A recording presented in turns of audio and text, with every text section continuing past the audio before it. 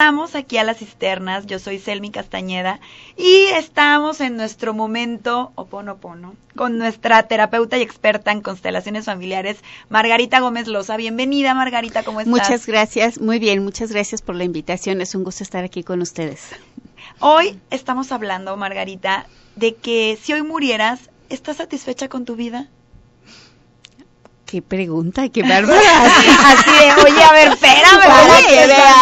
Déjame despierto primero. Oye, acabo de despertar. Sí. Fíjate que, curiosamente, muy pocas veces nos paramos como a detenernos, a hacernos esta pregunta. Somos conscientes cuando la muerte nos pasa muy cerca de nosotros, muy alrededor, y entonces es cuando creamos empatía, vamos a un velorio y decimos, por ejemplo, he asistido a, somos tanatólogas, ya te imaginarás, a muchísimos velorios y con muchísimas modalidades y todo puede ser distinto, de acuerdo inclusive a su religión, a su forma de vida, la relación con la persona que falleció, pero lo que pasa es que si yo te digo papá, tú piensas en tu papá, ¿no? Así es. Entonces, nosotros hace poco asistimos a un velorio de una amiga de nuestra edad que perdió a su papá, y estábamos ahí y fue así de que la vimos a ella y se nos quebraba la voz y todo, porque al final del día digo, ¿qué pasaría si mi padre muriera? Te espejeas, eres empática con el dolor ajeno. Exacto. Claro, por supuesto. Entonces, eso es lo que produce tantísimo,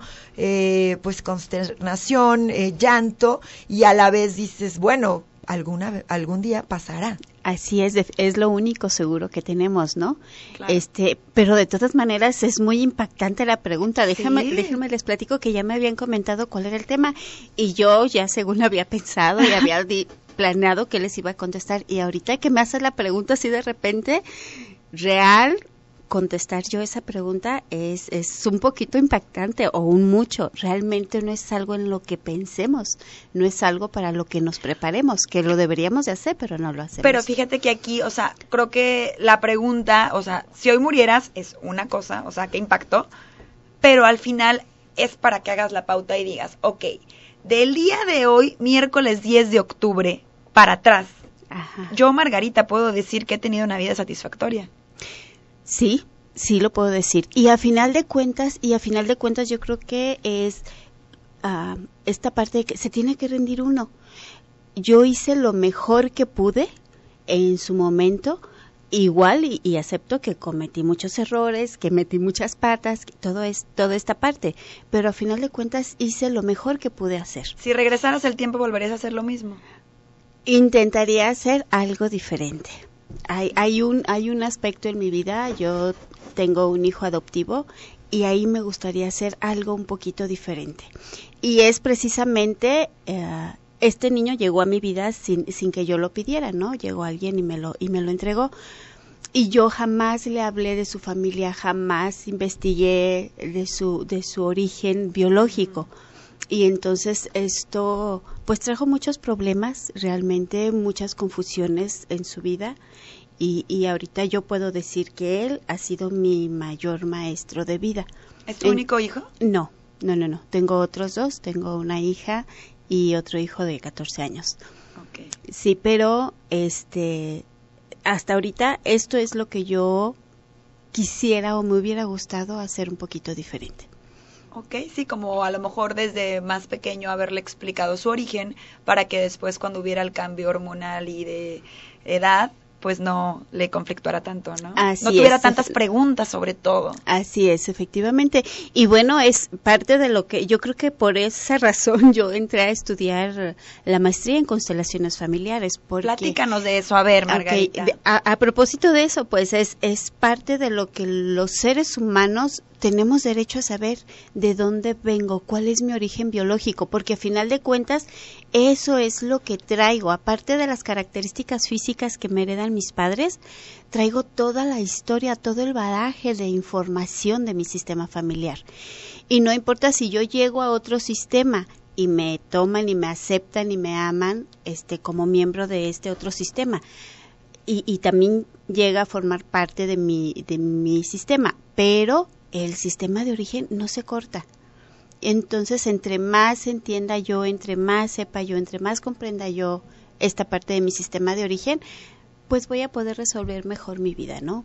Y voy a encontrar muchas cosas. De repente estamos repitiendo, estamos siguiendo pautas conductuales de los sistemas y no nos damos cuenta, nos atoramos o nos cuesta mucho trabajo algún aspecto en la vida y luego volteamos a ver el sistema familiar y encuentro, dices, ahí está la falla. Encuentro la razón por la cual a mí me cuesta trabajo.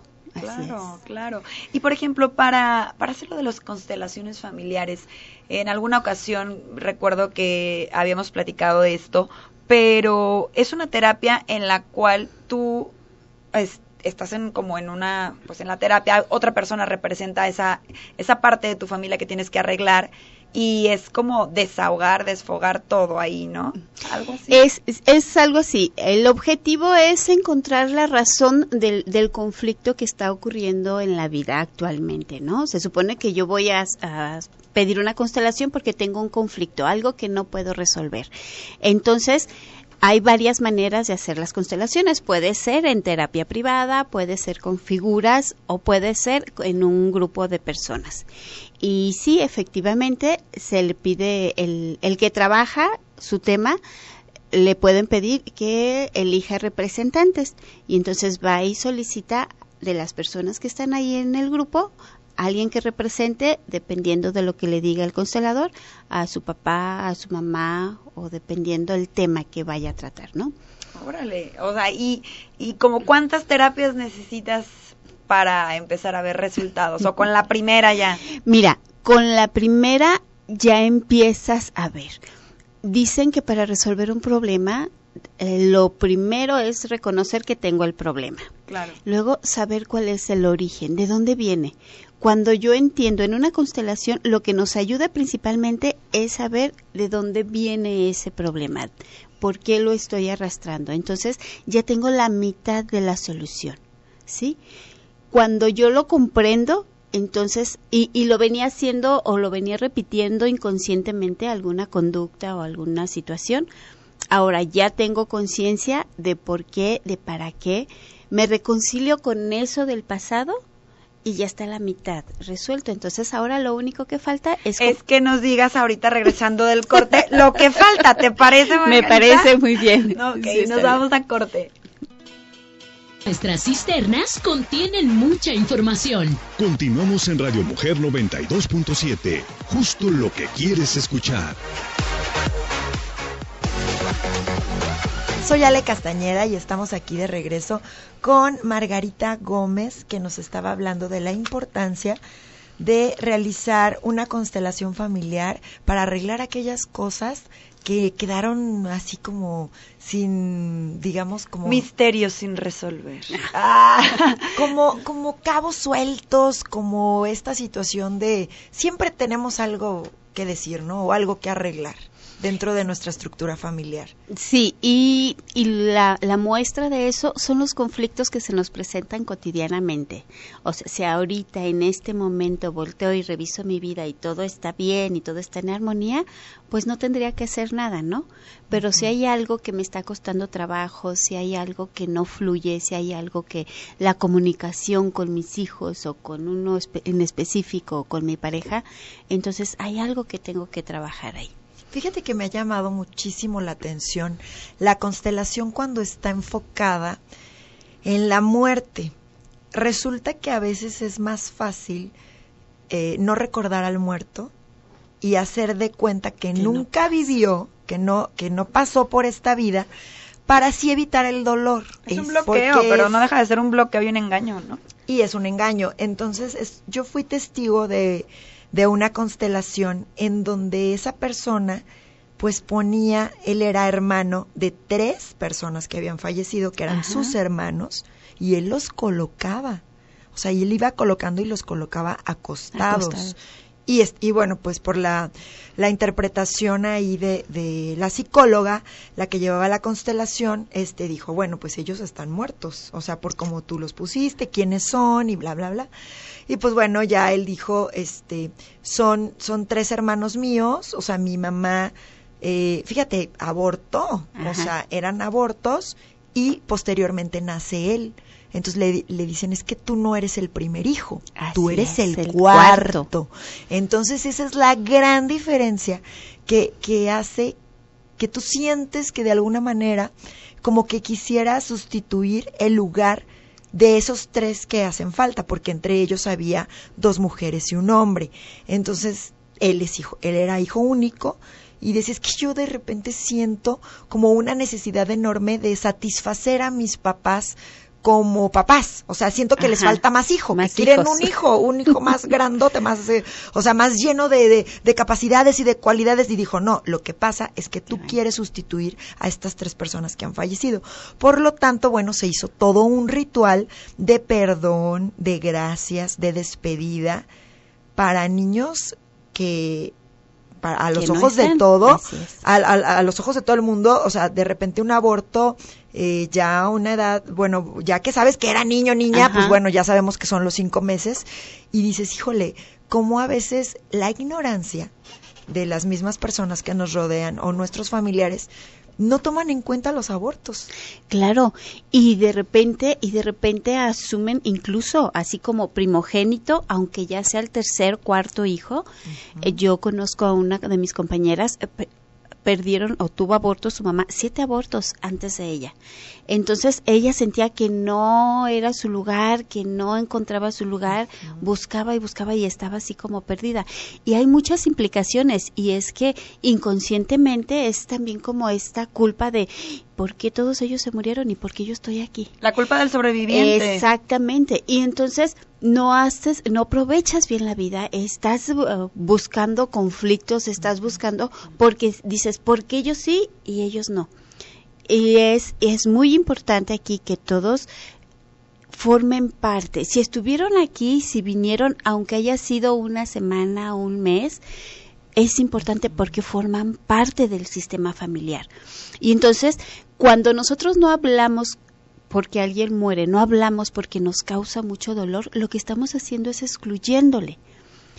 Y al excluirle, toda exclusión tiene consecuencias en el sistema familiar. ¿Sí? No hablamos, primero la implicación que esto tiene emocionalmente, el no poder hablar con tu familia del dolor. Hay familias, podemos hablar de la alegría, podemos hablar de la felicidad, pero hay familias que tienen como prohibido hablar del dolor o incluso del enojo. Es como, está prohibido enojarse porque las consideramos como emociones negativas. Claro. Exactamente. Incluso en la religión o en la vida normalmente nos educan como para que si estás triste, no, cambia rápido el chip. Y entonces es importante también hablar del dolor y enseñar a nuestros hijos, como padres de familia, enseñar a los más pequeños a que se vale estar triste por un motivo, por un tiempo determinado. Porque luego pasa que ustedes son las expertas en este tema, ¿no? Queremos rápido darle vuelta a la página para no sentir. Son bloqueos porque como es algo tan doloroso, queremos encontrar la salida fácil y el problema es que esa salida, obviamente por ser la inadecuada, después detona en situaciones más complicadas. Exactamente, sí, ese es el problema. Si no lo trabajamos, si no lo hablamos en el momento, luego sale en un momento inapropiado, cuando menos lo esperas. Hasta en enfermedad. Exactamente. O sea, es tanto el bloqueo, y la verdad es que es una tristeza porque, como bien lo dices, cuando recordamos a nuestros muertos, no mueren del todo. Y bueno, lo hemos visto en películas y en repetidas ocasiones en libros y en anécdotas de personas que lo han vivido, pero el incorporar a esas personas que fallecieron con pequeñas anécdotas de esas cualidades que los caracterizaba, de ese carácter peculiar, porque muchas personas a veces dicen, ¿no? Es que en este mundo nadie es indispensable. Yo les contesto, claro, nadie es indispensable, pero somos insustituibles. Somos individuos con características completas y totalmente diferentes a todos los demás. ¿Qué es lo que sucede? Cuando nosotros perdemos un ser querido, a lo que nos vamos a enfrentar es que esa persona tiene un tono de voz muy particular. Esa persona tiene una relación con nosotros única. nos dice de un diminutivo o de una manera.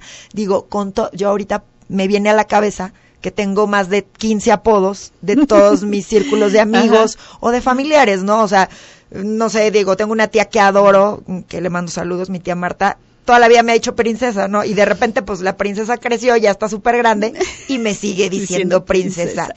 Entonces, bueno, me dicen desde princesa, mi mamá me dice Handy, Selmi Ale, otras, tengo amigas que me dicen Aleja, Alexa, bueno, 1000, ¿no? ¿Qué pasa cuando esa persona fallece? Y entonces se muere también con ella esa relación que tenía contigo. Entonces dices, ya ahora quién me va a decir Handy, ¿no? Y ahora quién me va a hablar, digo, pues ahí está la canción de Marc Anthony haciéndole hasta su publicidad, ahora quién si no soy yo, ¿no? Entonces, eso es ciertísimo. Lo que nos duele y por quien lloramos es por nosotros. Lloramos por el que se queda es el que llora. Es el que llora, sí. Entonces, la verdad es que nos tenemos que ir, Margarita, no sin antes... No, nos tenemos que ir de este bloque, pero vamos a regresar con Margarita, ¿cómo no? ¿Sale? Entonces nos vamos a corte. Lee los mensajes, me está diciendo que se queda otro bloque. ¿Quién dijo? Gaby. Pues la dejó.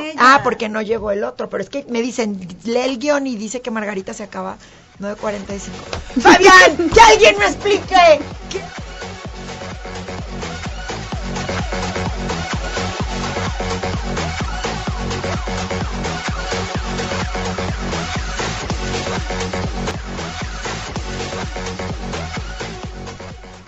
Bueno, soy Ale Castañeda y regresamos con Margarita Gómez Loza. Margarita, háblanos un poquito acerca de cuando hay secretos familiares y estos secretos tienen que ver con muertes trágicas dentro de la familia. El simple hecho de ser un secreto ya es algo que hace que en la familia se generen conflictos, que se vayan complicando las relaciones. Si es un secreto de una muerte, es importante, primero está la exclusión, luego está el secreto. Entonces, la familia definitivamente, ya les había comentado que el sistema familiar es un ente. Todos los miembros de la familia forman parte de ese ente y entonces al sistema hagan de cuenta que no importa si alguien lo hizo, no le importa quién la hizo y quién la paga, ¿sí? Por llamarlo así. En el sistema familiar todos forman parte y el sistema tiene que cumplir una función, tiene sus leyes, tiene sus reglas. Si alguien es excluido, para empezar, hay otro miembro del sistema familiar que va y ocupa ese lugar. ¿Qué es lo que pasa cuando ocupa ese lugar? Es un lugar que no le corresponde, vive una vida que no es la de él, que no está a gusto, no está tranquilo, no encuentra su lugar. Usurpador, se siente como usurpador. Se siente como un usurpador, podríamos llamarlo así, y no encuentra el porqué, ¿sí? Entonces es cuando ya le damos el lugar a la persona que fue excluida, puede regresar y hacerse cargo de su vida propia, de manera consciente. Si aunado a eso es secreto, entonces es más complicado. Es responsabilidad de nosotros como adultos, como responsables de un sistema familiar, platicar a nuestros hijos, platicar a nuestros descendientes de las historias, de las tragedias vividas en nuestra familia, porque así los liberamos de repetirlo. Los liberamos de que vayan y vuelvan a vivir el mismo conflicto. Claro. Es muy importante. Es importante también, hablando de las muertes, por ejemplo, es importante hablar de ello, hablar del dolor, porque no sabemos hacerlo como familia. No somos capaces de preguntar ¿cómo estás tú al respecto de la muerte de mamá, por ejemplo? O de hablar con papá, ¿cómo se siente papá con la muerte de mi mamá? Conozco familias, creo que ya se los había comentado aquí, en donde por el dolor nunca hablaron de eso, jamás. Y entonces, haz de cuenta que esto pasó hace 30 años y toman el tema en este tiempo y lloran como si hubiera sido ayer la muerte del ser querido. Claro. Entonces, es importante que hablemos, es importante que expresemos, sin escandalizarnos, sin hacer juicios, si hablamos desde el dolor, pues se vale que nuestros hijos vean que tenemos dolor. Y muy importante, no vivirlo como desde la víctima, porque entonces le cargamos peso a nuestros hijos. ¿Okay? Sí, Vivirlo de manera responsable. Fíjate, Margarita, que cada persona, cada miembro de la familia vive la pérdida de digamos, como si fuera la misma relación. Digamos, son 5 hijos, muere el papá, y cada hijo vive su duelo en forma individual y de forma distinta. Pero tienes toda la razón, eso de que no hay que cargarle como más drama del necesario, ¿no? Así es. Y bueno, pues esto es muy común que suceda, el chantaje por parte de, bueno, yo ahorita se me vienen muchos nombres a la cabeza, pero sucede que en la antigüedad era muy común que los hombres murieran pues a causa de, no sé, un disparo, un asalto, cosas así. Oye, en la antigüedad, ¿verdad? Bueno. En la antigüedad, hace como la semana pasada, que también ahorita se está dando, pero pues me refiero que eran personas que a lo mejor pues eran vendedores, iban de pueblo en pueblo, tenían que ir armados, traían mercancía, etcétera, etcétera. No, estoy hablando principios de 1900. Y pues, ¿qué pasaba? Pues se quedaban las mujeres viudas con 6, 7 niños, sus recursos emocionales eran nulos, y bueno, tener que salir adelante, que era como que el común denominador. Cuando crecían los niños era yo que di mi vida por ustedes, y yo jamás les di un padrastro, y yo jamás me vieron con otro hombre, y entonces la factura se cobra cara, y muy cara. Muy cara, y de hecho, aún después de muerta la mamá, sigue cobrando la factura y siguen con culpa, y escuchas que hablan de la mamá y dices, oye, ¿de quién están hablando? De una santa, de Santa Rita de Casia, ¿o qué? Mi madre, que ella, pobrecita, sola nos sacó adelante, y entonces, y tenía que barrer y trapear y lavar. ¿Te imaginas lo que era lavar pañales de 7 niños? Y dices, a ver, espérame. No lavaba pañales de 7 niños. Sí era pesado, no había lavadoras y no había las comodidades que hay ahorita. Pero no, el de 7 años usaba pañal, ni el de 6, ni el de 5, ni el de 4. O sea, tenía. Entonces, de repente, no sé si sea una cualidad o un defecto del mexicano, pero ay, cómo se tiran al drama, por lo general, las madres mexicanas, no todas, pero unas doñas luchas en potencia de María de todos los Ángeles. Sí, y el drama fatal. Un drama fatal. Y esta otra parte también que es muy común en nuestras familias, es que el hijo mayor va a acomodarlo o se va a acomodar en el lugar del padre. Exacto. En donde no le corresponde, en donde no le toca. Tiene que vivir su vida, y es cierto, todos tenemos que ayudar y todos tenemos que poner nuestro granito de arena, pero en el lugar que a cada uno le toca. Fíjate, Margarita, que nos ayuda muchísimo la constelación, porque precisamente como si fuera una obra de teatro, nuestros personajes están invertidos, y muchas veces como hija te conviertes en esposa, como hija te conviertes en madre de tu mamá, en esposa de tu papá, en mamá de tus hermanos. Entonces, la constelación nos ayuda a ubicarnos en el papel y en el lugar que te corresponde. Así es. Y como hermana mayor a lo mejor sí tendrás más responsabilidades, llamémoslo así, pero no el lugar de la madre, que es totalmente diferente, y tienes derecho a hacer tu vida y tienes derecho a vivir tu vida y a formar tu familia, a formar una pareja, porque yo conozco también muchas hermanas que se han quedado a cuidado de sus hermanos pequeños y no viven su propia vida. Ese es el problema, no vivir tu propia vida. Fíjate que te están haciendo aquí una pregunta, Lucy. Margarita, perdóname, es que estaba leyendo el WhatsApp. Lucy López dice, buenos días, tengo una pregunta. Hace 16 años murió una sobrina de mi esposo de forma violenta. Al año nace mi hija y le pusimos el nombre de ella con la finalidad para no olvidar a la sobrina. ¿Cómo ahí qué? Y entonces, ¿quién es tu hija? ¿Es la sobrina o es tu hija? Es un conflicto muy grande que tenemos, y en México apenas nos estamos empezando a dar cuenta de repetir los nombres, y eso es muy malo para quien lleva el nombre. porque entonces, ¿cuál es el lugar? Sí, se pierde un poco la identidad, sí. Un poco o un mucho. mucho. Margarita, tenemos que irnos, pero no sin antes agradecerte con el amor que nos vienes a hablar a todos nuestros radioescuchas, a nosotras. Nos dejas muy buen sabor de boca y pues bueno, esperamos tenerte muy pronto aquí otra vez en nuestro momento espiritual de la cisterna. Claro que sí, estoy para servirles, a sus órdenes. Que Muchas tengas un gracias por la extraordinario invitación. día miércoles y que Dios te bendiga. Muchas gracias. Hasta Bonito luego. día. Bye.